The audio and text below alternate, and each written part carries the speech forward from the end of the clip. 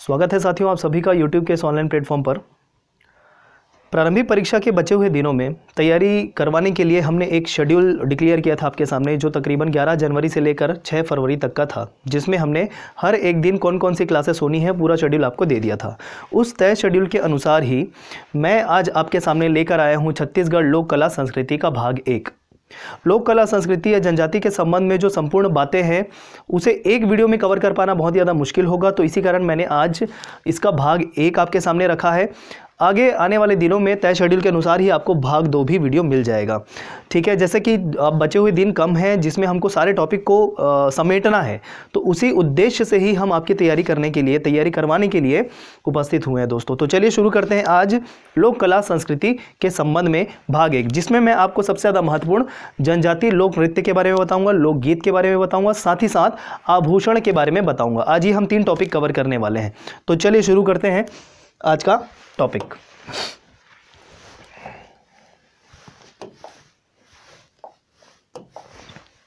चलिए, तो हमारा आज का, जैसा कि मैंने कहा, पहला टॉपिक होगा छत्तीसगढ़ के प्रमुख जनजाति एवं लोक नृत्य, ठीक है। अब दोनों में अंतर क्या है, जनजाति और लोक नृत्य में अंतर क्या है, तो समझ लीजिए पहले कि जनजातियों द्वारा, विशेष जनजातियों द्वारा किया जाने वाला नृत्य जो है, या कोई नृत्य किसी जनजाति विशेष में अगर प्रसिद्ध है तो उसे जनजातीय नृत्य कहेंगे।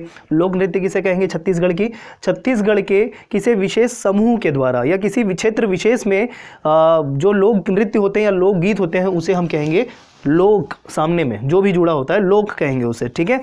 तो किसी समुदाय या किसी क्षेत्र विशेष में कोई भी प्रसिद्ध नृत्य है अगर, तो उसे लोक नृत्य कहेंगे। किसी जनजाति के संबंध में कोई नृत्य है तो उसे जनजातीय नृत्य कहेंगे। यही अंतर है, समझिएगा, ठीक है। तो चलिए स्टार्ट करते हैं छत्तीसगढ़ के प्रमुख जनजाति एवं लोक नृत्य।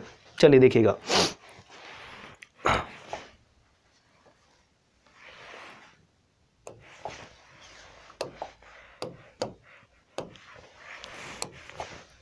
देखिए पहला नृत्य है ककसार। अब देखिए एक चीज़, सारी बातें कवर करा रहा हूँ, कुछ भी नहीं छूटेगा, बहुत सारी चीज़ें अतिरिक्त भी बताऊँगा। पढ़ते जाना है, मतलब रिवाइज करते जाना है, याद करते जाना है साथ साथ। सबसे पहली बात आप ध्यान में रखिएगा, सबसे पहला है ककसार नृत्य, ठीक है। अब मैंने 3-4 पॉइंट के आधार पर ये सारे नृत्य के बारे में वर्णन किया है। जैसे पॉइंट ए अगर लिखा है तो उसमें कौन सी जनजाति वो नृत्य करेगी उसके बारे में बताया है। पॉइंट बी अगर लिखा है तो उसमें ये बताया मैंने कि वो किस विशेष अवसर पर किया जाता है, कब किया जाता है। और सी मतलब उसके संबंध में कुछ विशेष बातें अगर है तो वो मैंने बताया है। तो 3 पॉइंट के आधार पर हम किसी भी नृत्य के बारे में वर्णन देखने वाले हैं। पहला है ककसार नृत्य, मुड़िया जनजाति या अबुझमाड़िया जनजाति के द्वारा नृत्य किया जाता है। ये दोस्तों ध्यान रखिएगा, ठीक है, मुड़िया जनजाति या अबुझमाड़िया जनजाति के द्वारा। अब देखिए अगली बात है, यह एक धार्मिक पर्व नृत्य है। तो यह भी महत्वपूर्ण है कि किस अवसर पर किया जाता है। धार्मिक पर्व नृत्य है कौन सा, ककसार नृत्य, ठीक। घोटुल के घोटुल के देवता लिंगोपेन की आराधना करते हुए यह नृत्य किया जाता है, ठीक है। 3 बातें आपको ध्यान में रखनी है ककसार नृत्य के संबंध में। अब देखिए जहाँ कहीं भी मुड़िया जनजाति होगी तो मतलब वहाँ पर अबुझमाड़िया भी हो सकता है, मुड़िया भी हो सकता है, मुड़िया, ठीक है, वो एक ही है।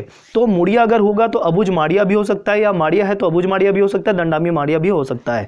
तो यहाँ पर कंफ्यूज नहीं होना है, ठीक है। तो यहाँ पर मुड़िया अबुझमाड़िया लिखा हुआ है। ककसार नृत्य के संबंध में दोनों सही हैं, धार्मिक नृत्य है। और दूसरी बात, घोटुल के जो देवता हैं लिंगोपेन, उसकी आराधना करते हुए यह नृत्य किया जाता है। ये हमको ध्यान रखना है ककसार नृत्य के संबंध में। दूसरे नृत्य है एबाल तोड़ नृत्य, ठीक है, नाम याद रखिए दोस्तों, एबाल तोड़ नृत्य। पहला कौन सी जनजाति, तो मुड़िया जनजाति, ठीक, मुड़िया या मुड़िया कहें, वो जनजाति के द्वारा किया जाता है मड़ई महोत्सव पर, ठीक, ध्यान रखना है क्या, मड़ई महोत्सव पर आपका एबाल तोड़ नृत्य किया जाता है। अब जैसे कि लिंगोपेन देवता किसमें थे, ककसार नृत्य के समय। यहाँ पर आएंगे अंगादेव, ठीक है, अंगादेव को कंधे पर उठाकर यह नृत्य किया जाता है। दोस्तों ध्यान रखिएगा, एबाल तोड़ नृत्य की बात कर रहे हैं। और ये जो अंगादेव हैं, ठीक है, ये लकड़ी के बनाए जाते हैं। तो लकड़ी के बनाए हुए अंगादेव को अपने कंधे पर उठाकर यह नृत्य किया जाता है मुड़िया जनजाति के द्वारा मड़ई महोत्सव पर। एकदम क्लियर। अगले नृत्य के बारे में बात करेंगे और तीसरा है पुष्कोलांग नृत्य, ठीक। पुष्कोलांग नृत्य मुड़िया जनजाति के द्वारा किया जाएगा। तो देखिए मुड़िया जनजाति आ रही है, बहुत सारे नृत्य प्रसिद्ध हैं मुड़िया जनजाति के। वैसे तो पूरे बस्तर क्षेत्र में मुड़िया जनजाति, माड़िया जनजाति, अबुझ माड़िया जनजाति, इन्हीं के संबंध में हम पढ़ते हैं, तो इस कारण हमको बहुत सारे नृत्य मुड़िया जनजाति के संबंध में देखने को मिलेंगे। साथ ही साथ बहुत सारे ऐसे नृत्य हैं जो लोकगीत भी है, जनजाति गीत भी है, ठीक है। तो ये चीज़ आप ध्यान में रखिएगा, जो नृत्य हैं कुछ नृत्य गीत भी है, मतलब गीत और नृत्य दोनों का नाम सेम हमको देखने को मिलेगा, ठीक है। चलिए अब देखिए यहाँ पर लिखा है पुष्कोलांग नृत्य, जिसे पुष्कलंगा भी कहते हैं। क्या कहते हैं? पुष्कलंगा, इस नाम से भी जाना जाता है। पूछा गया है एग्जाम में, CGPSC की परीक्षा में, प्रारंभिक परीक्षा में पूछा गया है। पुष्कलंगा या पुष्कोलांग नृत्य एक ही बात है। मुड़िया जनजाति आपको ध्यान में रखना है। अब यहाँ पर पुष का अर्थ क्या है तो समझ लीजिए, पुष का अर्थ है पौष माह, ठीक है। आपको 12 हिंदी के महीने आपको ध्यान में रखने चाहिए, जिसको छत्तीसगढ़ी महीना के तौर पे भी आपको ध्यान में रखना है। जैसे चैत से शुरू होता है, ठीक है, चैत, बैसाख, ज्येष्ठ, आषाढ़, सावन, भादो, अश्विन, कार्तिक, ये सारे आपको ध्यान में रखने हैं, सारे महीनों के नाम, तब आपको थोड़ा सा दिमाग में बैठेगा कि किसकी बात कर रहे हैं। तो पुष का अर्थ होता है पौष महीना, ठीक। इसलिए यह नृत्य जो है वो पौष महीने में होता है। कोलांग या कलंगा का अर्थ होता है लकड़ी, ठीक। तो लकड़ी लेकर नृत्य किया जाता है पौष महीने में, इसी को नाम दिया गया है पुष्कलंगा नृत्य। तीसरी बातें देख लीजिए इसके संबंध में, केवल पुरुषों के द्वारा किया जाता है दोस्तों, ठीक है। अब देखिए घोटुल में किया जाता है, ठीक, घोटुल में किया जाता है। घोटुल में जो सदस्य होते हैं उनको कहा जाता है चेलिक, जो पुरुष सदस्य होते हैं उनको कहा जाता है चेलिक। तो पुरुष सदस्यों के द्वारा किया जाएगा, इस कारण ऐसा भी कह सकते हैं कि ये चेलिक द्वारा किया जाएगा, ठीक है। चेलिक किसे कह रहे हैं? चेलिक कह रहे हैं घोटुल के पुरुष सदस्य को चेलिक कहते हैं, ये आप ध्यान में रखिएगा। तो चेलिक द्वारा किया जाता है या केवल पुरुषों द्वारा किया जाता है पुष्कोलांगा नृत्य, ठीक है। कुत्ते को साथ लेकर यह नृत्य किया जाता है, ये भी आप विशेष बात ध्यान में रखेंगे। क्लियर है? इतनी बातें। एक और चीज़ देखिए, अगर यहाँ पर विजिबिलिटी थोड़ी सी अगर आपको दिक्कत आ रही है, छोटा फॉन्ट दिख रहा है, तो डोंट वरी, आपको लिखने की ज़रूरत नहीं है। इसका PDF मैं आपको शेयर कर दूंगा, जिसका लिंक मैं आपको डिस्क्रिप्शन बॉक्स में दे दूंगा। कहाँ पर मिलेगा तो ध्यान से सुन लीजिए, जो आज़ाद CGPSC एकेडमी का टेलीग्राम चैनल होगा, ठीक है, या टेलीग्राम ग्रुप होगा, उसमें आपको यह PDF मिल जाएगा, ठीक है, डेट वाइज। क्लियर? चलिए अगले नृत्य की बात करेंगे, परब नृत्य, जिसे धुरवा नृत्य भी कहते हैं। धुरवा नृत्य इसलिए कहते हैं क्योंकि परब नृत्य को धुरवा जनजाति के द्वारा किया जाता है, ठीक है। कोई नृत्य अगर किसी जनजाति के विशेष नाम के आधार पर है तो मतलब वही जनजाति उसे करेगी, सीधी बात है, ठीक है। तो जैसे धुरवा नृत्य अगर बोल दिया तो कौन सी जनजाति करेगी? धुरवा जनजाति करेगी। अन्य नाम महत्वपूर्ण है, तो परब नृत्य के तौर पे आपको ध्यान में रखना है। धुरवा नृत्य कौन करता है? नहीं देगा, क्योंकि यहाँ तो क्लियर है ना कि धुरवा नृत्य जो है वो धुरवा जनजाति के द्वारा ही किया जाता है। क्लियर? तो परब नृत्य को ही धुरवा नृत्य कहते हैं, ये ध्यान रखना है। धुरवा जनजाति, ठीक है। तो धुरवा जनजाति को आपको परब से कनेक्ट करना है। कैसे करोगे तो आप ध्यान रख लीजिए, धुरवा का धू ले लीजिए और परब का प ले लीजिए। क्या बन गया? धूप, ठीक है ना। क्या बन गया? धूप। मतलब मैं आपको एक ट्रिक बता रहा हूं कि कैसे आप इस तरीके के फैक्ट ध्यान में रख सकते हैं। जनजातीय लोक कला संस्कृति के संबंध में या फिर किसी कविता साहित्य रचना के बारे में अगर पढ़ना हो, जिसमें हमको पूरा रटना है, तो उसमें हमको कुछ ना कुछ चीट कोड बनाने पड़ते हैं। अब वो चीट कोड कैसे बनाते हैं वो आप पर निर्भर करता है। जैसे मैंने एक एग्जाम्पल बता दिया कि धुरवा का धू ले लिया और परब का पा ले लिया, धूप। तो दोनों शब्द के शुरुआती अक्षर मैंने ले लिया, धूप बना दिया, तो मतलब याद आ जाएगा मुझे कि धुरवा जनजाति परब नृत्य से संबंधित है। एक एग्जाम्पल मैंने बताया, आप अपने हिसाब से स्वतंत्र हैं चीट कोड बनाने के लिए। फिलहाल आप याद करते चले साथ साथ, ठीक है। वैसे तो इसका आयोजन कभी भी हो जाता है, मतलब कोई अवसर की आवश्यकता नहीं होती, लेकिन अधिकतर मड़ई के अवसर पर होता है, ठीक है। मड़ई के अवसर पर होता है परब नृत्य या धुरवा नृत्य। इसे सैन्य नृत्य भी कहते हैं, सैन्य नृत्य भी कहा जाता है, क्योंकि ये परेड जैसा दिखाई देता है। ध्यान रखिएगा, कारण है उसके पीछे कि सैन्य नृत्य क्यों कहा जाता है, क्योंकि जब ये नृत्य होता है ना तो ये परेड चल रही है वैसी हमको दृश्य प्रतीत होती है, परेड जैसा दिखाई देता है, इस कारण इसे सैन्य नृत्य भी कह रहे हैं। और ज़्यादा मैंने डिस्क्रिप्शन दे दिया कि पिरामिड बनाकर नृत्य किया जाता है, पिरामिड जैसी आकृति बनाई जाती है और फिर नृत्य किया जाता है। जैसे पिरामिड बना दिया पुरुषों के द्वारा, महिलाएं नहीं बनाती यहाँ पर पिरामिड बनाया जाता है पुरुषों के द्वारा। और जब पुरुषों द्वारा पिरामिड जैसी आकृति बना ली जाती है तो उसके बाहर महिलाएं नृत्य करती है, ठीक है। तो इस तरीके से ध्यान रखना, इसी कारण लिखा है यहाँ पर महिलाएं भी नृत्य करती हैं। पिरामिड बनाएंगे पुरुष और पिरामिड के चारों ओर महिलाएं नृत्य करेंगी। क्लियर? ये हो गया परब या धुरवा नृत्य। आगे बढ़ते हैं रीलो नृत्य के बारे में, ठीक है, जिसे रैला नृत्य भी कहते हैं। ठीक, रीलो नृत्य या रैला नृत्य मुड़िया जनजाति, फिर से मुड़िया जनजाति, यह एक मनोरंजन नृत्य है, ये ध्यान में रखेंगे, मनोरंजन नृत्य है। नोट लिखा है रीलो गीत मुड़िया जनजाति का वैवाहिक गीत है। ठीक है, रीलो गीत मुड़िया जनजाति का वैवाहिक गीत है। ठीक, अब रैला नृत्य भी लिखा हुआ है, तो ध्यान रखिएगा, रैला नाम की एक राजकुमारी थी, तो उससे भी संबंधित है यह नृत्य, ऐसा माना जाता है। इस कारण रैला नृत्य या रीलो नृत्य। रीलो गीत जो है वो मुड़िया जनजाति का वैवाहिक गीत है, गीत की बात कर रहा हूँ यहाँ पर। ठीक, तो वही बात हो गई कि रीलो गीत भी होता है और नृत्य भी होता है। ठीक है दोस्तों, तो ये था पहला स्लाइड जिसमें हमने कवर किया 5 नृत्य के बारे में। सारी बातें क्लियर है, याद करते चलिए, साथ साथ याद करना है, समय बचा नहीं है। ठीक है, याद करते चलना है। चलिए आगे बढ़ते हैं, 6वें नृत्य के बारे में बात करेंगे, सरहुल नृत्य। ठीक है,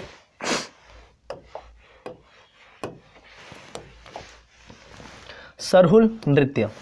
अब सरहुल नृत्य को कौन करेगी? उरांव जनजाति।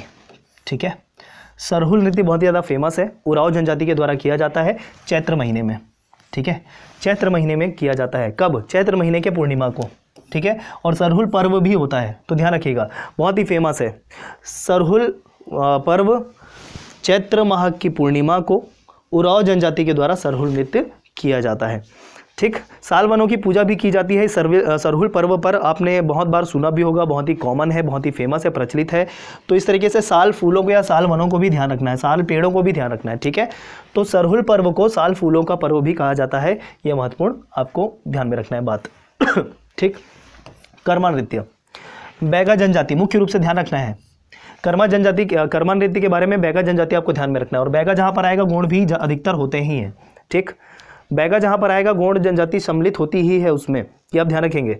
ठीक है, दोनों एक दूसरे पर बोल सकते हैं कि निर्भर होते हैं या कनेक्टेड होते हैं। ठीक है, जैसे आराधना का कार्य जो है गोंडों के, वो कौन करता है? बैगा करता है। इलाज करने का कार्य कौन करता है? गोंडों का, बैगा ही करता है। तो मतलब एक दूसरे से काफ़ी जुड़ी हुई जनजाति है। तो इस तरीके से कर्मा नृत्य के संबंध में आपको बैगा जनजाति, गोंड जनजाति, उरांव जनजाति, बिंझवाड़ जनजाति, कमार जनजाति, इतनी जनजाति को ध्यान में रखना है। ठीक है, कर्मा नृत्य। तो एक तरीके से कह सकते हैं कि ये जनजातियों के संबंध में प्रचलित नृत्य है, बहुत सारी जनजाति करती है, मुख्य रूप से बैगा ध्यान में रखना है। ठीक, देखिए लिखा हुआ है यहाँ पर, जनजातियों में सर्वाधिक लोकप्रिय नृत्य कहा जाता है कर्मा नृत्य को। कब किया जाता है? तो देखिए पॉइंट बी, कब किया जाता है बताया मैंने, विजयदशमी के अगले वर्षा ऋतु के पहले तक। विजयदशमी से मतलब दशहरे से शुरू होगा और अगले वर्षा ऋतु के आगमन के पहले तक, वर्षा ऋतु आई कब? जून जुलाई में, उसके जस्ट पहले तक यह नृत्य चलता रहता है। ठीक है, और मुख्य रूप से देखिए विजयदशमी से शुरू हो रहा है, तो मुख्य रूप से कब होगा? दिवाली के दिन होता है ये कर्मा नृत्य। ठीक है, महिला पुरुषों द्वारा, दोनों के द्वारा किया जाता है। क्लियर है? जहाँ पर केवल पुरुष द्वारा किया जाएगा या केवल महिलाओं द्वारा किया जाएगा वो अलग से भी मैंने लिखा हुआ है। ठीक है, चलिए अगला, गौर नृत्य। ठीक है, तो जैसा कि हम जानते हैं गौर किसे कहते हैं? गौर हम कहते हैं बाइसन को। एक तरीके से वन भैंसा जैसा होता है, लेकिन वन भैंसा नहीं है, वो अलग है। ठीक है, तो ध्यान रखिएगा गौर। ठीक, गौरा अलग है, गौर अलग है, मैं बताऊंगा। तो यहाँ पर अभी फिलहाल गौर लिखा हुआ है। दंडामी माड़िया, स्पेसिफिकली ध्यान रखना है, दंडामी माड़िया जनजाति। ठीक, गोंचा पर्व ध्यान रखना है इसके संबंध में। ठीक, विवाह के अवसर पर गोंचा पर्व पर आपकी दंडामी माड़िया जनजाति गौर नृत्य करती है। इसका एक अन्य नाम बाइसन हॉर्न नृत्य भी है, क्योंकि देखिए गौर जो पशु है, जो वन भैंसा जैसा दिखता है, उसके सींग को लगाकर यह नृत्य किया जाता है। ठीक है ना, उसके सींग को लगाकर यह नृत्य किया जाता है, इसी कारण इसे बाइसन हॉर्न कह रहे हैं। अब गौर को क्या कह रहे हैं? बाइसन। ठीक, हॉर्न मतलब होता है सींग, इस कारण इसको कहा गया बाइसन हॉर्न नृत्य। ठीक, तो लिखा हुआ है गौर के सींग को लगाकर यह नृत्य किया जाता है। और वेरियर एल्विन ने इसे, ध्यान रखिएगा, वेरियर एल्विन ने इसे संसार का सबसे सुंदर नृत्य कहा है। ठीक है, चलिए अगला, थापटी नृत्य। थापटी नृत्य, कोरकू जनजाति। थापटी नृत्य कोरकू जनजाति। अब कोरकू जनजाति कहाँ है आपको ध्यान में रखना है दोस्तों, ये सारी जनजाति कहाँ पर पाई जाती है, मैप के थ्रू मैंने पूरा अच्छे से बताया हुआ है। ठीक है, तो कोरकू जनजाति आपको ध्यान में रखना है, थापटी नृत्य। ठीक, बैसाख महीने में, बैसाख महीने में गर्मी का मौसम। ठीक, कोरकू जनजाति थापटी नृत्य। इस नृत्य के आरंभ में कोरकू जनजाति मेघनाथ खंभ की स्थापना करते हैं और इसके आसपास नृत्य करते हैं, ये चीज़ आप ध्यान में रखेंगे। ठीक, और साथ ही साथ एक और चीज़ ध्यान रख लीजिए, ढांडल नृत्य भी कोरकू जनजाति के द्वारा किया जाता है। इतनी बातें क्लियर है?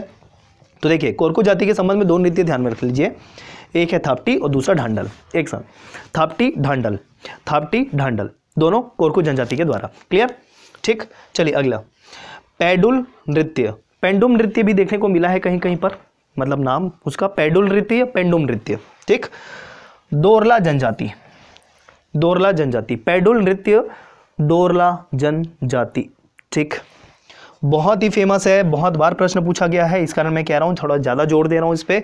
दोरला जनजाति पेंडुल नृत्य या पेंडुम नृत्य। ठीक, विवाह के अवसर पर होता है और स्त्री पुरुष दोनों के द्वारा किया जाता है।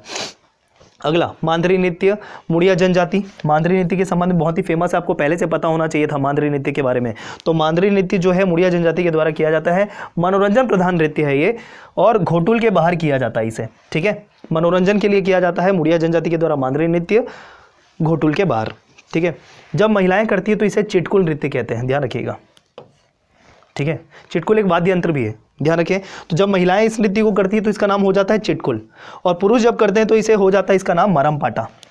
ध्यान रखिएगा, अलग से मैं एक तथ्य आपको बता रहा हूँ, बहुत ज़्यादा महत्वपूर्ण है। क्लियर? तो ये बात रखेंगे, इतनी जनजाति के इतनी नृत्य 11 कुल हो गए। अभी हम देखेंगे और सारी जनजातियों के नृत्य को कवर कर रहा हूँ, जितने भी नृत्य सब कवर कर रहा हूँ। चलिए आगे बढ़ते हैं।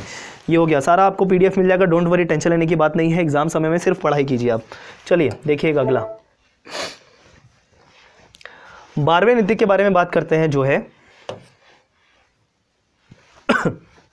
छेड़ता या छेड़छेरा नृत्य।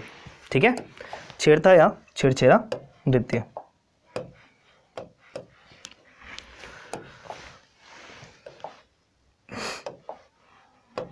चलिए, छेड़ता या छेड़छेरा, बहुत बार नाम सुना होगा। ठीक है, छेड़छेरा नृत्य देखिए, तो सबसे पहले कौन सी जनजाति के द्वारा किया जाता है, तो कोई जनजाति इसके लिए स्पेसिफिक नहीं है, किसी भी जनजाति के द्वारा ये छेड़छेरा नृत्य किया जा सकता है, और छत्तीसगढ़ के पूरे भाग में प्रचलित है ये छेड़ता या छेड़छेरा नृत्य। ठीक है, छेड़छेरा जैसे हम जानते हैं कि कुछ बच्चों के द्वारा या पुरुषों के द्वारा अनाज मांगने के लिए आया जाता है, घर घर जाया जाता है और अनाज भेंट किया जाता है, अनाज के साथ कुछ पैसे भी हो गए, इस तरीके से भेंट किया जाता है। और उसके बाद जब वो अनाज मिल जाता है तो फिर जाकर वो क्या करते हैं, तालाब में नहाते हैं और उसके बाद उसे पकाते और खाते हैं आराधना के बाद। यही छेड़छेरा पर्व है। ठीक, कब? पौष महीना, ध्यान रखिएगा, पौष महीना, ये आप ध्यान में रखिएगा। ठीक है, पूर्णिमा छेड़छेरा पर्व होता है और उसी में ये नृत्य किया जाता है। ठीक, और जब पुरुष के द्वारा छेड़छेरा या छेड़ता नृत्य किया जाता है उसी समय, मतलब पौष माह की पूर्णिमा को ही युवतियों के द्वारा तारा नृत्य किया जाता है रात को। दोनों कनेक्टेड है एक दूसरे से, छेड़ता नृत्य और तारा नृत्य। छेड़ता नृत्य पुरुष द्वारा किया जाएगा, ठीक है, पौष महीने की पूर्णिमा को, और तारा नृत्य जो है वो आपका स्त्रियों के द्वारा किया जाएगा सेम पौष माह की पूर्णिमा को। ठीक है, तो एक दूसरे से कनेक्टेड है ये। चलिए, फाग नृत्य। अब फाग नृत्य समझ में आ गया होगा, फाग महीने में होगा मतलब फागुन महीने में होगा, मतलब होली के समय होगा। क्लियर? ये चीज़ आपकी इतनी क्लियर हो गई। कौन सी जनजाति? तो बैगा और गोंड। जैसे कि मैंने कहा बैगा आएगा तो गोंड भी आ सकता है। ठीक, तो यहाँ पर बैगा जनजाति को ध्यान रखना है, गोंड जनजाति को ध्यान रखना है फाग नृत्य के संबंध में। जैसे कि फागुन मैंने कहा या फाग महीना कहा, मतलब होली है उस समय अवसर, और मुखौटे लगाकर और लकड़ी की चिड़िया बनाकर नृत्य किया जाता है, और लकड़ी की चिड़िया जो होती है उसको भी नृत्य जैसा करवाया जाता है। ठीक है, हाथ से। तो ये चीज़ आप ध्यान रखेंगे फाग नृत्य के संबंध में। कोल दहका, अगले नृत्य के बारे में बात करेंगे, कोल दहका। तो कोल दहका से नाम क्लियर है, यहाँ पर कौन सी जनजाति आ रही है? कोल जनजाति आ रही है। ठीक है, कोरिया जिले में ये निवासरत होती है कोल जनजाति। ठीक, तो कोल जनजाति का पारंपरिक नृत्य कोल दहका। इसका एक और नाम है कोल्हाई नाच, इस नाम से पूछ सकते हैं, क्योंकि कोल दहका क्लियर हो रहा है कोल जनजाति के द्वारा, नहीं पूछेगा प्रश्न तो कहाँ से पूछेगा? कोल्हाई नाच कौन सी जनजाति के द्वारा किया जाता है? क्लियर है? चलिए, परघौनी नृत्य। परघौनी नृत्य बैगा जनजाति, ध्यान रखिएगा। विवाह के अवसर पर मतलब जब बारात परघाया जाता है तो वही है परघौनी नृत्य। ठीक है, वैसे तो ये अब परघानी तो हर किसी में होता है, जब बारात आती है तो एक तरीके से है कि नहीं, लेकिन नृत्य कौन करता है उस समय? तो बैगा जनजाति, ध्यान रखना है, परघौनी नृत्य। क्लियर? अगला, गेड़ी नृत्य जिसे डिटोंग कहते हैं। गेड़ी नृत्य जिसे डिटोंग कहते हैं, डिटोंग। ठीक, मुड़िया जनजाति, और प्रायः सभी जनजाति भी करती हैं। तो अगर मान लो अगर पूछ दिया कौन सी जनजाति करती तो मुड़िया आ जाएगी, वैसे तो जनजाति से नहीं आएगा, क्योंकि गेड़ी नृत्य लगभग सभी जनजातियां करती है। छत्तीसगढ़ में, पूरे छत्तीसगढ़ अंचल में फेमस है ये गेड़ी नृत्य। गेड़ी चढ़कर नृत्य किया जाता है। ठीक है, कब करते हैं? तो हरेली में चढ़ते हैं गेड़ी, ध्यान रखिएगा। हरेली में चढ़ते हैं गेड़ी, और पुरुषों के द्वारा ही किया जाता है दोस्तों, केवल पुरुषों के द्वारा ही किया जाता है। ठीक है, तो गेड़ी पे चढ़कर नृत्य किया जाता है, उसे गेड़ी नृत्य, जिसे अन्य नाम डिटोंग के तौर पे आप ध्यान में रखेंगे। दमनच, दमनच, नाचते नाचते दम निकल गया, नाचते नाचते दम निकल गया, दमनच। इसी कारण सबसे खतरनाक नृत्य है ये, क्योंकि इसके द्वारा ऐसे ऐसे मतलब बोल सकते हैं कि नृत्य करते हैं जो बहुत ही खतरनाक होते हैं देखने के लिए। ठीक है, जो भी आकृति बनती है इसमें नाचते समय बहुत ही खतरनाक होती है, इस कारण इसको खतरनाक नृत्य कहते हैं, सबसे खतरनाक नृत्य कहते हैं। कोरवा जनजाति, ठीक है, कोरवा जनजाति सरगुजा संभाग में पाया जाता है, बताया मैंने। ठीक है, कब किया जाता है? तो विवाह के अवसर पर। ठीक है, चलिए अगला, दंडारी नृत्य, दंडारी नृत्य, भतरा जनजाति, भतरा जनजाति पहली बार हमको देखने को मिला है किसी नृत्य को लेकर, वो है भतरा जनजाति दंडारी नृत्य। कब? होली के अवसर पर। ठीक है, तो होली के अवसर पर एक फाग नृत्य हो रहा है, जो कौन कर रहा है? बैगा। उसी होली के अवसर पर एक जनजाति जो भतरा जनजाति है वो कौन सी नृत्य कर? दंडारी। अब दंडारी नाम क्यों है?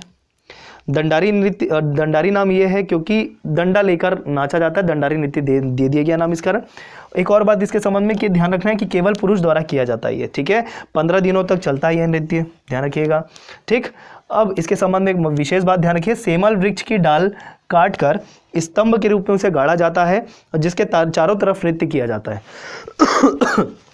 ठीक है, तो ये बहुत ही विशेष ध्यान देना आपको, सेमल वृक्ष की डाल को काटकर उसे गड़ा दिया जाता है स्तंभ के रूप में और उसके चारों तरफ नृत्य किया जाता है, इसे ही कह रहे हैं दंडारी नृत्य। 15 दिनों तक चलता है, होली के अवसर पर केवल पुरुष के द्वारा। क्लियर, ये बहुत ज़्यादा फोकस करने वाली बात है कि कौन से पुरुष के द्वारा किया जाता है, कौन सी महिलाओं के द्वारा किया जाता है। ठीक है, तो ये हो गया, हम आगे बढ़ते हैं। हम कुल 18 नृत्य हो गए, आगे बढ़ते हैं। चलिए 19वां नृत्य देखिएगा,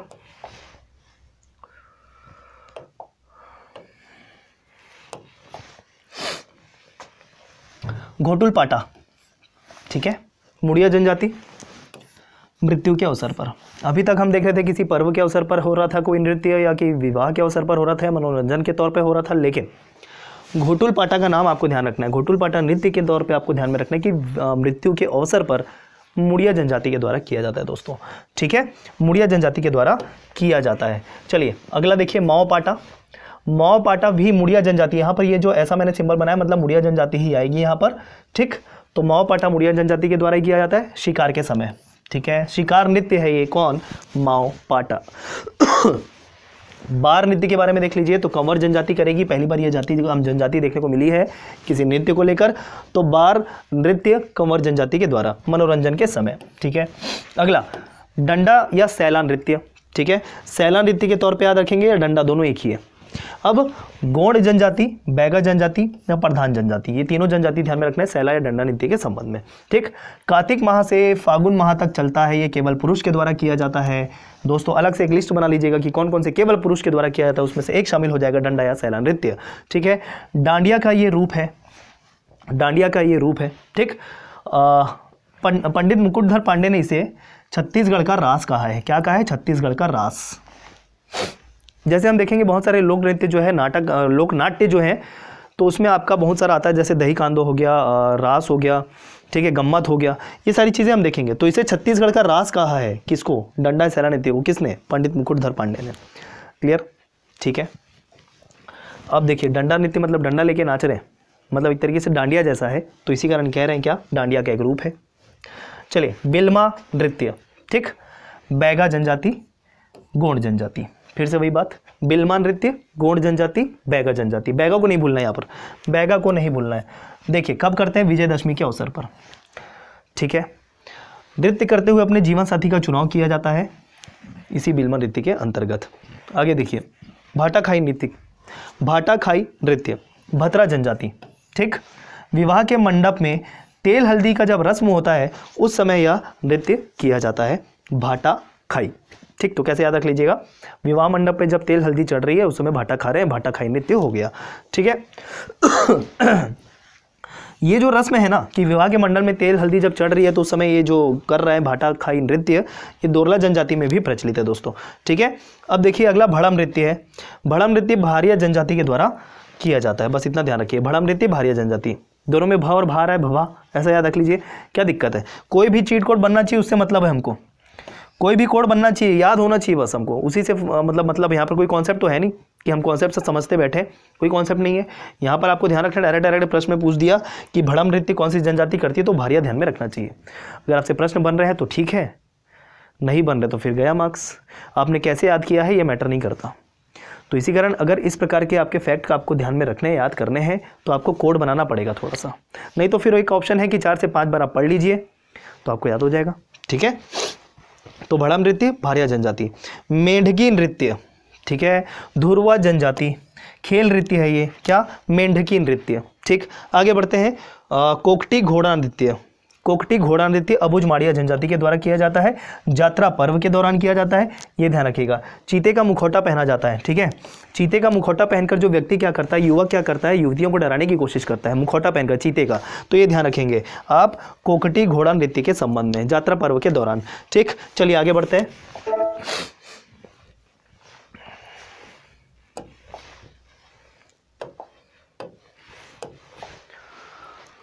कुछ अन्य महत्वपूर्ण नृत्य के तौर पे और मैं आपको बता देता हूँ, जो भी चीज़ें बची हुई है, जैसे यहाँ पर नृत्य लिख दिया है, जनजाति लिख दिया है, यहाँ पर उसके संबंध में विशेष बातें देखिए। देखिए, तुड़ बुड़ी नृत्य, तुड़ बुड़ी नृत्य मुड़िया जनजाति, ठीक है, केवल पुरुष के द्वारा, फिर से एक मनोरंजन नृत्य है लेकिन केवल पुरुष के द्वारा। कौन सा, तुड़ बुड़ी नृत्य मुड़िया जनजाति। ठीक, चेरतांग नृत्य, चेरतांग नृत्य भी मुड़िया जनजाति के द्वारा किया जाता है, तो यहाँ पर मुड़िया जनजाति ही आएगी पौष महीने में। ठीक, ये सारे विशेष अब मैं अन्य आपके नृत्य बता रहा हूँ जो आपको इजिली नहीं मिलेगा।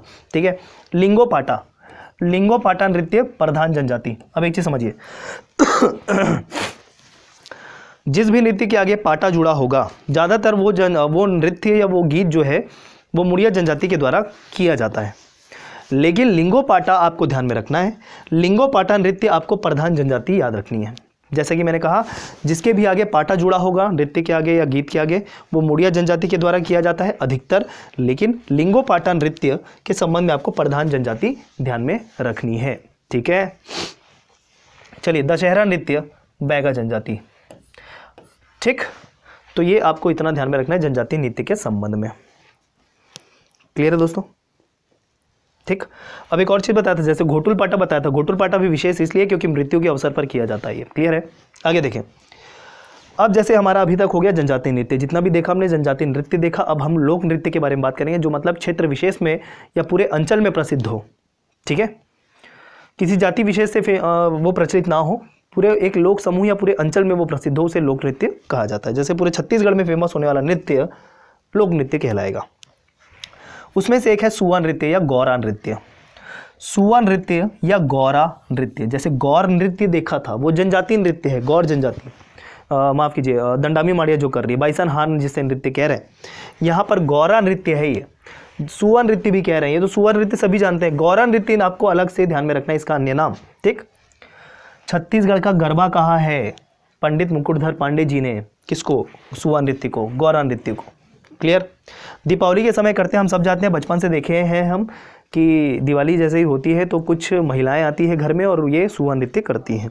ठीक है, तो उसमें देखिए 2 तोते होते हैं, उन दोनों तोतों को शिव और पार्वती का प्रतीकात्मक रूप माना जाता है। तो यहाँ पर भी वो चीज़ लिखा है, इसमें जो तोते होते हैं वो शिव और पार्वती के प्रतीकात्मक रूप को, स्वरूप को दिखाता है, दर्शाता है। केवल महिलाएं करती है। ठीक, केवल महिलाएं करती है, ये चीज़ आप ध्यान रखिएगा। अगला नृत्य है पंथी नृत्य, तो सतनाम पंथ के लोगों के द्वारा किया जाता है, ये आप सभी जानते हैं। पिरामिड बनाकर ये नृत्य किया जाता है और प्रमुख कलाकार के तौर पे आपको ध्यान रखना है स्वर्गीय देवदास बंजारे का नाम दोस्तों। ठीक है, अगला राउत नाचा। ठीक है, इसे गहिरा नाच भी कहते हैं, ध्यान रखिएगा, गहिरा नाच कहते हैं, राउत जाति के द्वारा किया जाता है। देखिए, राउत जनजाति नहीं कह रहा हूँ, राउत जाति कह रहा हूँ, राउत जनजाति नहीं है, जाति है, याद आओ। ठीक है, ठीक, अब देखिए, कार्तिक प्रबोधनी एकादशी से प्रारंभ होता है ये नृत्य, कार्तिक प्रबोधनी एकादशी से प्रारंभ होता है और तकरीबन एक पखवाड़े तक चलता है पूरा। ठीक, केवल पुरुष के द्वारा किया जाता है, फिर से वही बात, कौन सा पुरुष कौन सी महिलाएं, तो ये केवल पुरुष के द्वारा, और ये जो आपका सुआ नृत्य केवल महिलाओं के द्वारा। अवसर लगभग सेम है, दिवाली आने वाली होती है तभी राउत नाचा, और यहाँ पर भी वही है, सुआ नृत्य जो है वो भी दिवाली के आसपास, मतलब दिवाली जब आने वाली होती है उस समय ये नृत्य होता है। अब देखिए इसमें कौन कौन से रस्म होता है राउत नाचा में, मातर त्यौहार होता है उसमें। ठीक है, और सुहाई बांधना एक रस्म ये भी होती है, सुहाई बांधना। ठीक है, तो ये 2 रस्म ध्यान में रखेंगे। ठीक, अब राउत नाचा जो महोत्सव है उसकी शुरुआत 1978 से हुई है बिलासपुर में, ये आप अलग तरीके से फैक्ट ध्यान में रखिएगा। तो ये थे कंप्लीट आपके जनजातीय नृत्य और लोक नृत्य के संबंध में सारी बातें दोस्तों। ठीक है, तो ये हमने पूरा देख लिया लोक नृत्य। चलिए आगे बढ़ते हुए हम अब कवर करने वाले हैं लोकगीत के बारे में। अब जब लोक नृत्य पढ़ लिया तो लोकगीत ईजी होने वाला है, क्योंकि बहुत सारे हमको लोक गीत वही मिलेंगे जो लोक नृत्य हमने देखा है। ठीक है, लगभग। तो चलिए उसकी हम बात करेंगे।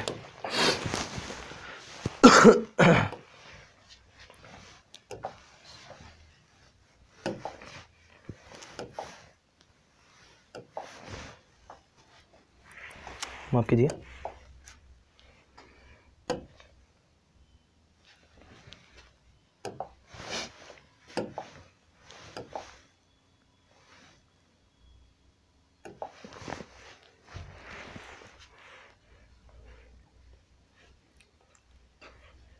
चलिए अब हमारा अगला टॉपिक है छत्तीसगढ़ के लोकगीत दोस्तों। ठीक है, चलिए इसे कवर करते हैं। लोक नृत्य तो हो गया, अब लोकगीत भी कवर करना पड़ेगा। ठीक, पीडीएफ इसकी भी मिल जाएगी, आपको टेंशन नहीं लेना है, बस याद करते चलिए।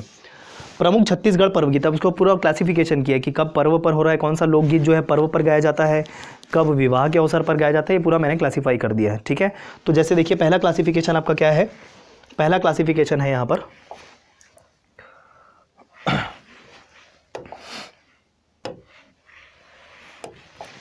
पहला क्लासिफिकेशन है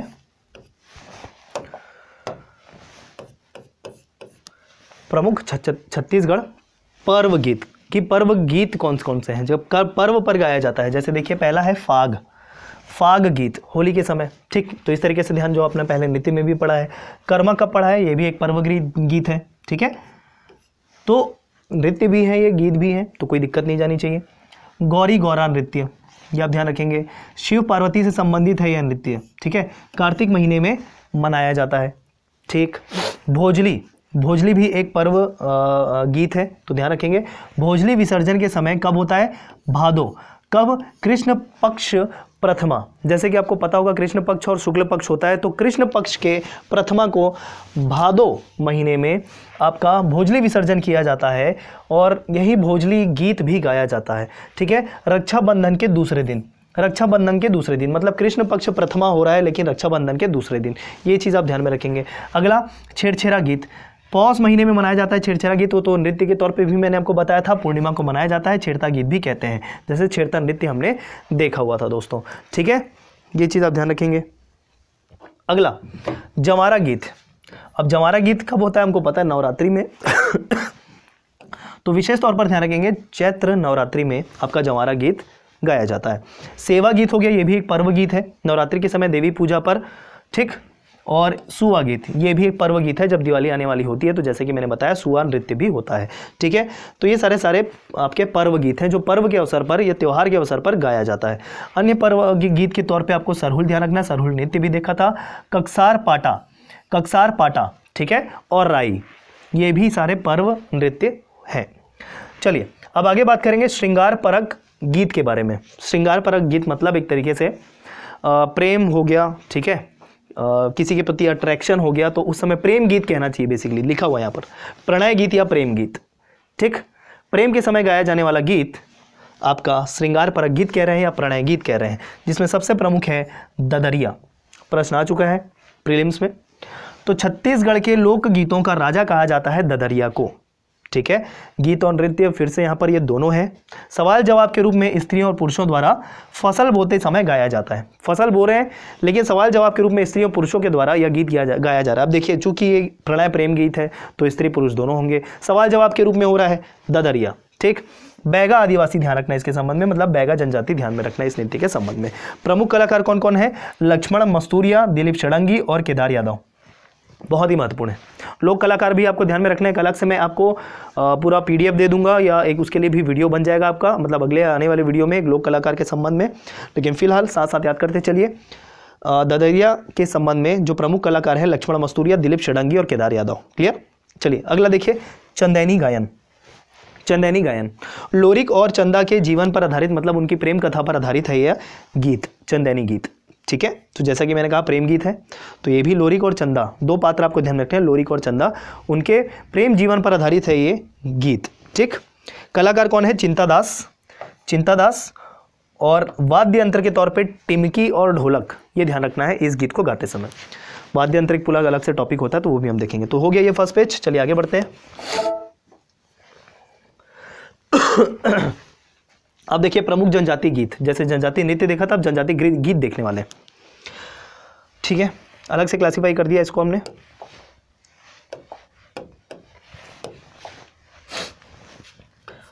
घोटुल पाटा, मृत्यु के अवसर पर नृत्य भी देखा था। ठीक, तो मृत्यु के अवसर पर मुड़िया जनजाति के द्वारा घोटुल पाटा नृत्य भी किया जा रहा है, गीत भी गाया जा रहा है। ठीक, ये ध्यान रखेंगे। बुजुर्ग व्यक्ति के द्वारा किया जाएगा यह कार्य जो है, यह गीत जो है गाया जाएगा। और मुख्यतः राजा जोलोंग, ध्यान रखेंगे, राजा जोलोंग के साथ की कथा है। ठीक है, साथ नहीं है, ये जोलोंग साय है, जोलोंग साय, जोलोंग साय की कथा के साथ यह गीत गाया जाता है गोंडी भाषा में। क्लियर है, महत्वपूर्ण बात है, ध्यान रखिएगा। अगला है लिंगोपेन गीत।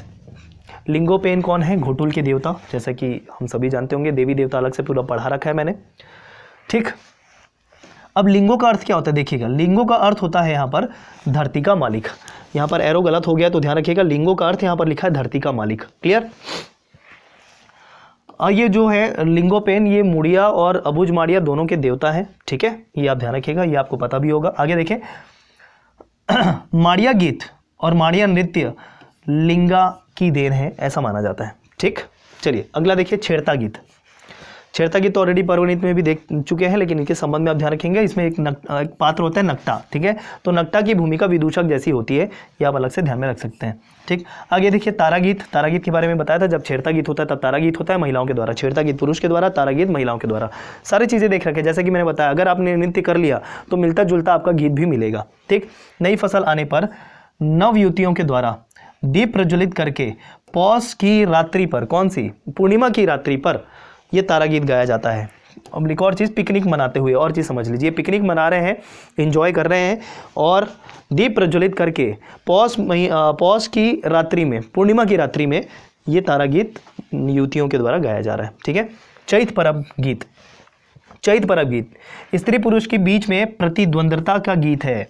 कंपटीशन चल रहा है, कंपटीशन किसके बीच? स्त्री पुरुषों के बीच में कंपटीशन चलते हुए चैत परब गीत गा रहे हैं। मतलब एक तरीके से इसे अंताक्षरी कह सकते हैं। क्या कह सकते हैं? छत्तीसगढ़ का अंताक्षरी कह सकते हैं दोस्तों, किसको? चैत परब गीत को। ठीक है, चैत्र की रात्रि में गाया जाता है। ठीक है, श्रृंगार से भरपूर है ये, श्रृंगार रस से। भतरी के फूट से इसका रस बढ़ जाता है, मतलब भतरी का जो भी भाषा का प्रभाव है इस पर पड़ता है, चैत परब गीत पर। अगला रीलो गीत। ठीक, लेंजा गीत, ये सारे जनजाति के तौर पे गाए जाने वाले गीत हैं। नृत्य के तौर पे भी देखा था, रीलो गीत या रैला गीत बताया था आपको मैंने। ठीक है, लेंजा गीत के संबंध में देख लीजिए, ये विशुद्ध हल्बी गीत है। लेंजा गीत जो है ना, ये पूरी तरीके से हल्बी गीत है, हल्बी। ठीक, किसी भी समय गा सकते हैं और स्त्री पुरुष दोनों के द्वारा गाया जाता है ये। अगला देखिए, कोटनी, एक वैवाहिक नृत्य गीत है, माफ कीजिए, कोटनी जो है एक वैवाहिक गीत है। लगन के मुहूर्त पर गाया जाता है, स्त्री पुरुष सामूहिक रूप से गाते हैं। उड़ी और भतरी का प्रभाव देखने को मिलता है इस कोटनी गीत में। क्लियर, चलिए आगे बढ़े, याद करते चलिए दोस्तों। देखिए समय कम है, इस कारण मैं सारे टॉपिक, मतलब एक तरीके से एक पूरा कॉम्प्रिहेंसिव वीडियो लेके आया हूँ, एक से अधिक टॉपिक कवर कर रहा हूँ एक साथ। ठीक है, याद करते, आपका पर्पस सिर्फ याद करना होना चाहिए। चलिए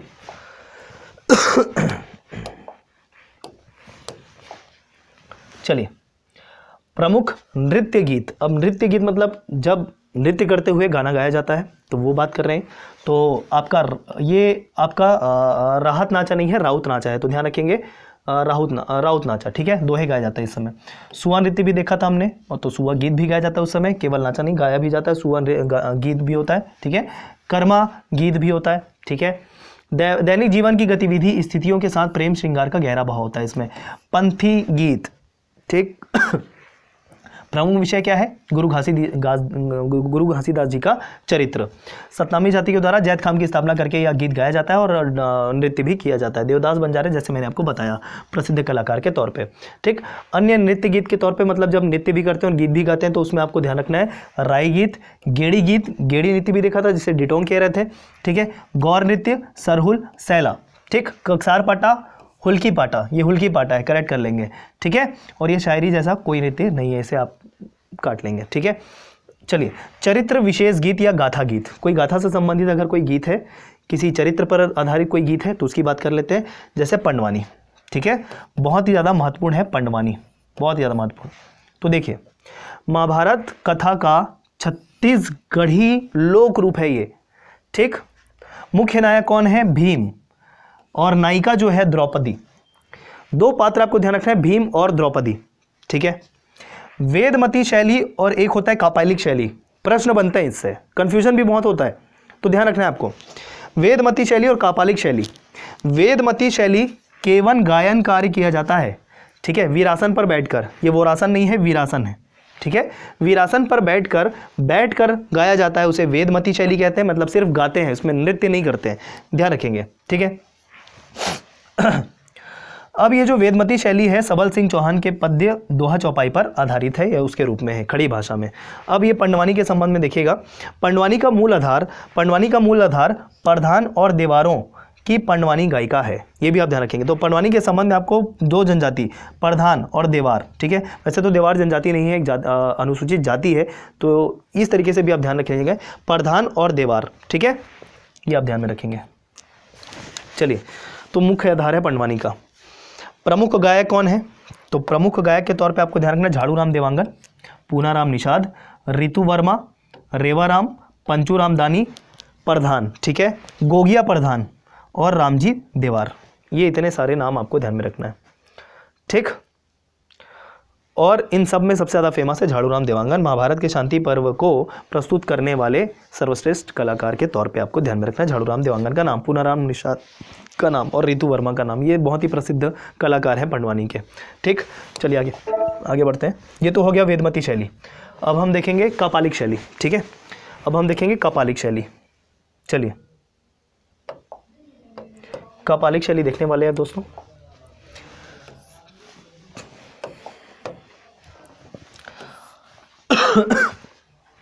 वेदमती शैली में सिर्फ गायन कार्य किया जा रहा है बैठकर। कापालिक शैली में गायन और नृत्य दोनों किया जाएगा साथ साथ, ठीक है। प्रमुख कलाकार तीजन बाई, जैसे कि आप जानते हैं तीजन बाई को आपने पंडवानी गाते देखा होगा आपसे में से अधिकतर लोगों ने, जिसमें वो सिर्फ गाती नहीं है, उसमें वो नृत्य भी करती हैं, ठीक है। तो वो कापालिक शैली की हैं, ध्यान रखिएगा। पंडवानी की कापालिक शैली की गायिका कौन? तीजन बाई, ठीक। पद्म विभूषण भी मिल चुका है, इनको ध्यान में रखिएगा आप, क्लियर है।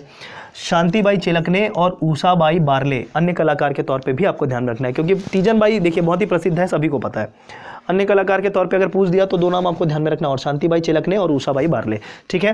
प्रमुख वाद्य यंत्र इसमें होता है तबला, ढोलक, हारमोनियम, मंजीरा, तंबूरा, करताल, ठीक है। और ये जो करताल है ना, ये मुख्य गायक खुद बजाता है। देखे होंगे आप, जब तीजन बाई गाती हैं तो उनके हाथ में जो होता है वो करताल होता है, ठीक। चलिए, अगला जो है भरथरी, चरित्र आधारित गीत भरथरी। तो राजा भरथरी थे एक, और रानी पिंगला, तो उनके वैराग्य जीवन पर यह आधारित है गीत, जो है भरथरी गीत, ठीक। और इनकी गायिका जो है आपको ध्यान रखना है सूरजबाई खांडे, बहुत ही महत्वपूर्ण पर्सनैलिटी है सूरजबाई खांडे, क्लियर है। आगे देखिए लोरिक चंदा, या जिसे चंदैनी गायन भी कहते हैं। लोरिक और चंदा दो पात्र जिसमें हमने पहले भी देख रखा है, तो वही है लोरिक चंदा है, चंदैनी गायक। एक तरीके से ये भी चरित्र आधारित गीत है, ठीक। अगला है ढोला मारू। ढोला और मारू के प्रेम प्रसंग का इसमें वर्णन है इस गीत में। एक तरीके से ये राजस्थानी लोक कला है, जो इसका प्रभाव छत्तीसगढ़ में देखने को मिला है, इसका छत्तीसगढ़ में भी हम ये पढ़ते हैं, ठीक है। ढोला मारू, ढोला और मारू दो अलग अलग चरित्र, उनके प्रेम प्रसंग की गाथा गीत के अंतर्गत ढोला मारू गीत, ठीक। राजस्थानी लोक कला है, छत्तीसगढ़ के अंदर प्रभाव देखने को मिलता है। इसकी भी जो गायिका है वो है सूरजबाई खांडे। तो सूरजबाई खांडे के संबंध में आपको दोनों नाम ध्यान रखना है, दो गीत ध्यान में रखने हैं, भरथरी और ढोला मारू, ठीक है। अगला है बांस गीत। यह एक दुख या करुण गीत है, बहुत ही महत्वपूर्ण, मतलब दुख के समय गाया जा रहा है बांस गीत को, ठीक है। राउत जाति के द्वारा गाया जाता है। प्रश्न प्रारंभिक परीक्षा में पूछ चुका है दोस्तों। कौन कौन से पात्र होते हैं? शीरबसंत, मोरध्वज, कर्ण आदि, इनकी कथा इस गीत के अंतर्गत होती है, ठीक। महाभारत के ही पात्र हैं। प्रमुख कलाकार के तौर पे केजूराम यादव और नकुल यादव, ये आपको ध्यान में रखना है। राउत जाति के द्वारा किया जा रहा है तो यादव है, दोनों के दोनों याद रखेंगे, केजूराम और नकुल यादव, ठीक है। अगला आपका घोटुल पाटा, ये आप ध्यान रखेंगे चरित्र संबंधित गीत के संबंध में, ठीक है। चलिए आगे बढ़े।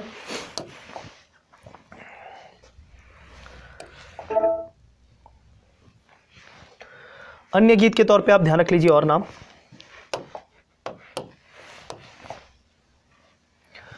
जगार गीत, जिसे धनकुल गीत भी कहा जाता है। ठीक है, जगार गीत या धनकुल गीत भी कहा जाता है। बस्तर अंचल में हल्बी भाषा, ये क्या लिखा हुआ है, हल्बी लिखा हुआ है, करेक्ट कर लेंगे आप। धनकुल नामक वाद्य यंत्र की सहायता से यह गीत गाया जाता है। तो ध्यान रखेंगे, धनकुल गीत जो है धनकुल नामक वाद्य यंत्र की सहायता से भी गाया जाता है। अब ये जो धनकुल है ये कैसे बन रहा है तो देखिएगा। ठीक है, हांडी, सूपा, धनुष, बांस की खपच्ची के संयोजन से ये आपका धनकुल नामक वाद्य यंत्र बनाया जा रहा है।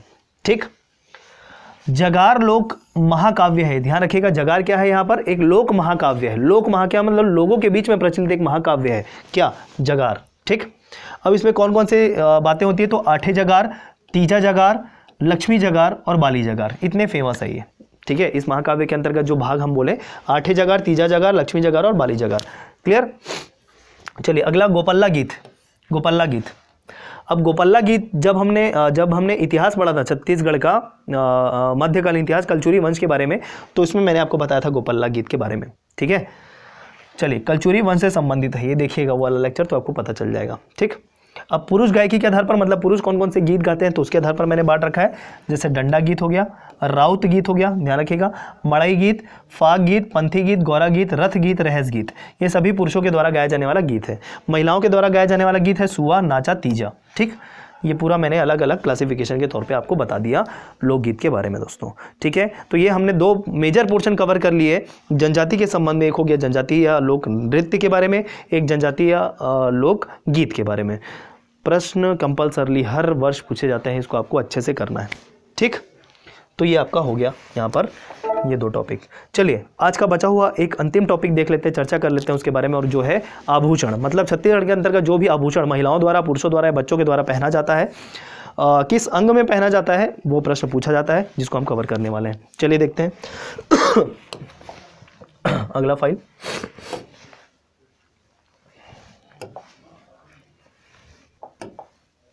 माफ कीजिए,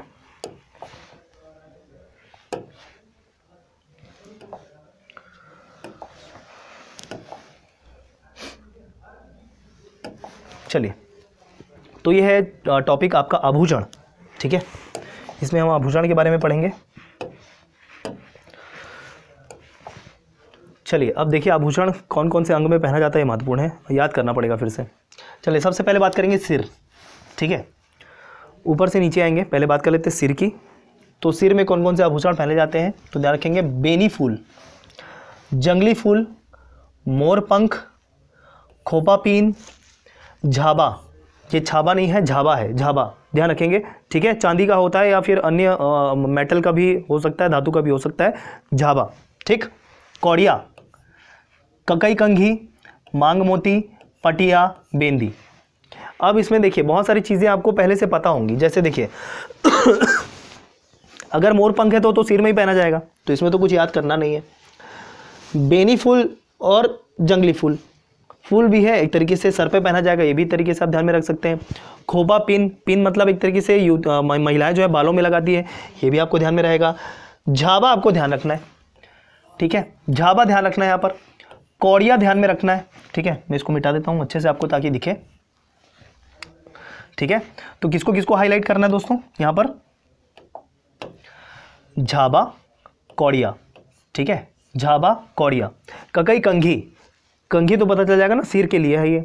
ठीक है, आगे देखिए मांग मोती। ठीक, मांग मोती मतलब सिर, हमको समझ में आ गया। मैं आपको बता रहा हूँ कैसे याद करना है, किसको किसको याद करना है हाईलाइट करके।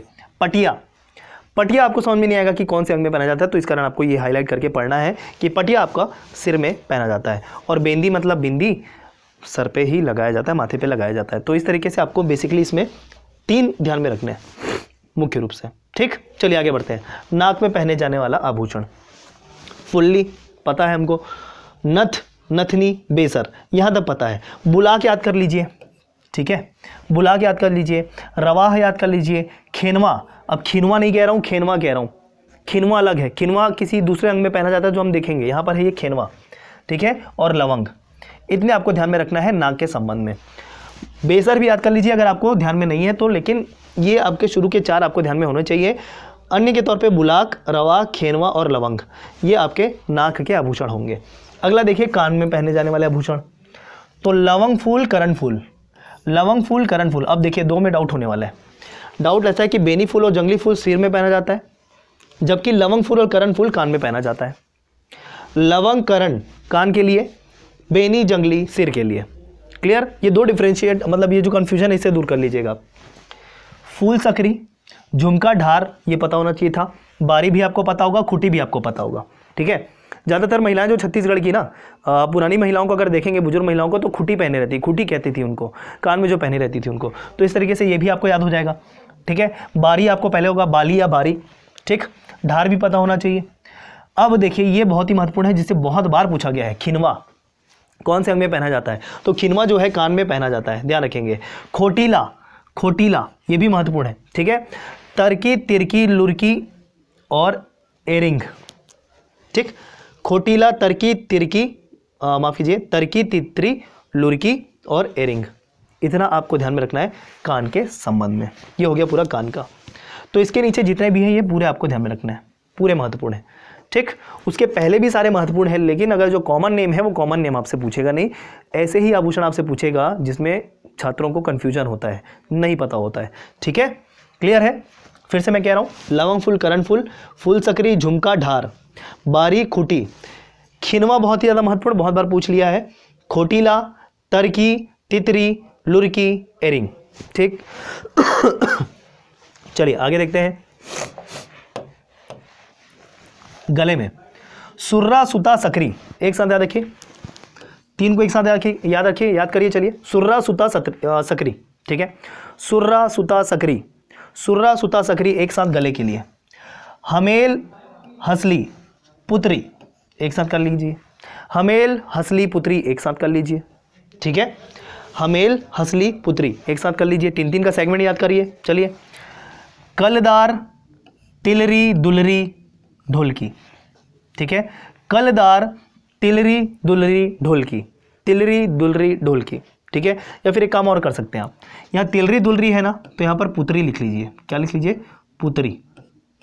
ठीक, तो एक साथ तीन याद करते बन जाएगा तिलरी, दुलरी, पुत्री। ऐसा तिलरी, दुलरी, पुत्री किसके लिए? गले के लिए। ठीक, कलदार आपको ध्यान में रखना है। उसके अलावा ढोलकी, ताबीज़ तो आपको पता ही होगा, कॉमन नेम है तो नहीं करना है इसको। और ही दाना और कंठा, कंठा भी बहुत ही फेमस है, जैसे कि जब बारात जाती है तो जो दूल्हा पहनता है मोती का माला, उसे कंठी कहा जाता है या कंठा कहा जाता है। ठीक है, तो ये सारे गले के आभूषण हैं। ठीक, फिलहाल कंठा के तौर पे महिलाओं का आभूषण ध्यान में रखना है, यहाँ पर सब महिलाओं के आभूषण पढ़ रहे हैं हम लोग, ये ध्यान रखेंगे। ठीक है, बाह में, मतलब यहाँ पर जो बाइसेप होता है उसमें क्या पहनते हैं महिलाएं, तो देखिएगा, बहुटा फेमस। ठीक, बहुटा, नागमोरी, पहुंची, केऊर और बाजूबंद। ठीक है, ये आप ध्यान रखेंगे बाह के संबंध में, इतना ही है। चलिए, कलाई में क्या क्या पहनती है, तो चूड़ी तो सभी को पता है, कड़ा सभी को पता है, आपको ध्यान रखना है यहाँ पर से हरैया, ककनी, बहुनिया, पटा, ऐंठी, ये सारे महत्वपूर्ण हैं, 3 से लेकर 7 तक। ठीक, ये आपके कलाई में पहना जाएगा। याद करना है दोस्तों, एंड टाइम पे देखिए एग्जाम जब होने वाला होगा, 1-2 दिन पहले बचा होगा, तो इसको रिवाइज करके जरूर जाना, अदरवाइज आप भूल जाओगे। किस पे हाईलाइट करने बोलो तो थोड़ा सा सेंस लगा के आपको याद करना है कि भाई जो कॉमन है वो तो हमको पहले से ही ध्यान में है, जो कॉमन नहीं है उसी को हमको ध्यान में रखना है। थोड़ा सा कन्फ्यूजन दूर करके पढ़ लेना, जैसे यहाँ पर लवंग फूल, कलम फूल और बेनी फूल वाला मैंने बताया था, इस तरीके से अगर आपको करें तो डिफिकल्टी नहीं जाएगी। क्लियर? चलिए अब देखिए कमर पर कौन कौन सी महिलाएं जो है आभूषण पहनती है, तो करधन फेमस है, इसमें याद करने की जरूरत नहीं है। कौड़ी का आभूषण भी पहनती हैं कमर पर, और यहाँ पर याद रखना है हमको ढोढ़िया, ढोढ़िया। ठीक है, ढोढ़िया, चैन फस जिसे कह रहे हैं। ठीक, ढोढ़िया, चैन फस एक साथ ऐसे याद रख लीजिए कमर के आभूषण के तौर पे। उंगली में, फिंगर्स में मुंदरी पता है, देवराही भी कहते हैं उसे। ठीक है, मुंदरी को, अंगूठी को देवराही, चपाही या भवराही। मुंदरी का ही अन्य नाम के तौर पे हमको ये चीज़ पढ़ने को मिलती है कि मुंदरी, देवराही, चपाही या भवराही। ठीक है, ये उंगली में पहनने वाली आभूषण है। पैर में देख लीजिए, तो पैर में तो पैरी पता होना चाहिए, पैंजन पता होना चाहिए, साटी भी, जैसे छत्तीसगढ़ में जो चांदी का होता है उसे साटी कहते हैं। ठीक है ये आपको ध्यान रखना है। तोड़ा, गठिया, कटहर, चुरवा, कचूरा। ठीक है, ये आपको ध्यान में रखना है।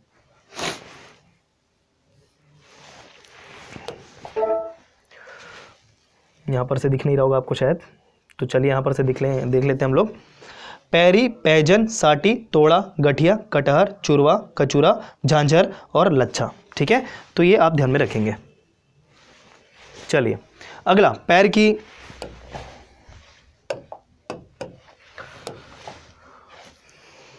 घुंघरू तो फिर कॉमन ही है, ठीक है ना।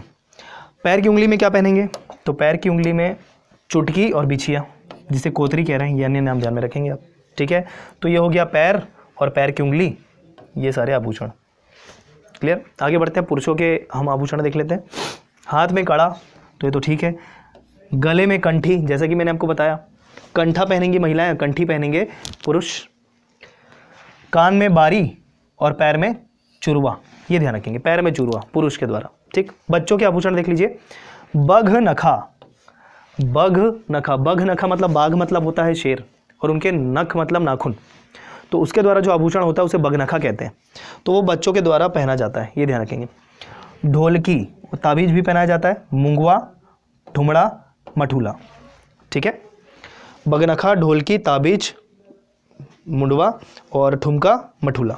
ठीक, तो इतने आपको, ये मुंगवा है, माफ कीजिए, तो इतने आभूषण आपको बच्चे के आभूषण के तौर पे ध्यान में रखना। अगर छोटा दिख रहा होगा तो डोंट वरी, आपको इसका PDF मिल जाएगा दोस्तों। ठीक है, तो 3 टॉपिक बेसिकली किए ही हमने, बड़े बड़े टॉपिक कवर किए और बहुत ज़्यादा महत्वपूर्ण टॉपिक कवर किए परीक्षा की दृष्टि से। तो ये था लोक कला संस्कृति का भाग 1।